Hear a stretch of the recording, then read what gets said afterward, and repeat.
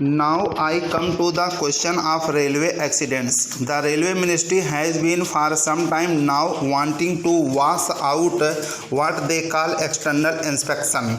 You will remember that on the floor of the house I had asked more than once question about the government inspectorate, but all sorts of funny arguments were advanced. In the original committee's report, a very strong recommendation was made that the position of these government inspectors should be strengthened in the interest of safety of travel.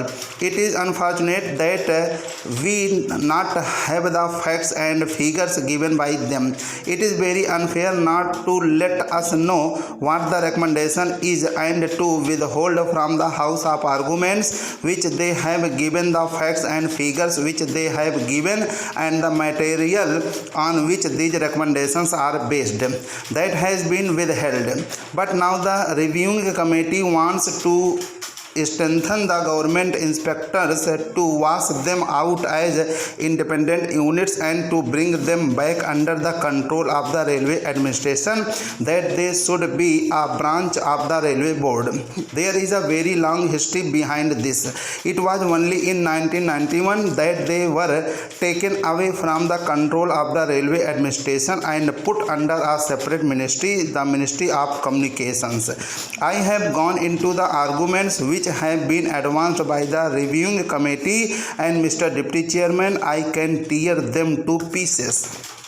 They say that in the present state of affairs, it is impossible for any external inspection to carry out a really sound examination and inspection, but they forget that they are mixing supervision with inspection. The argument that they have advanced is that under a system of external inspection, a real and sound supervision from stage to stage cannot be done. They say that they must have this sort of set up.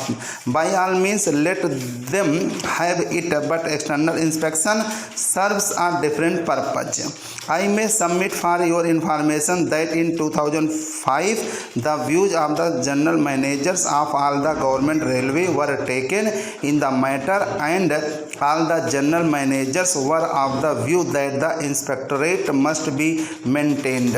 Another committee which they appointed, on which some foreign experts also served, went to the extent of advising the railway administration.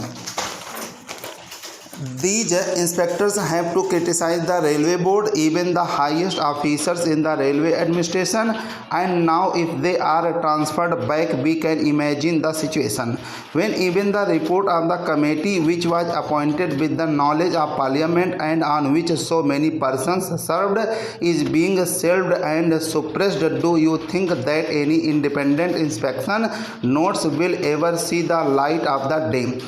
They say that in the case of major accidents, we can have judicial inquiries.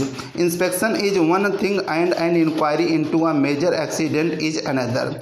The inspectorate that exists now is absolutely necessary, and it must be absolutely independent so that it can criticize the railway board or even the highest of the officers, the chief engineer or the general manager of the railway concerned.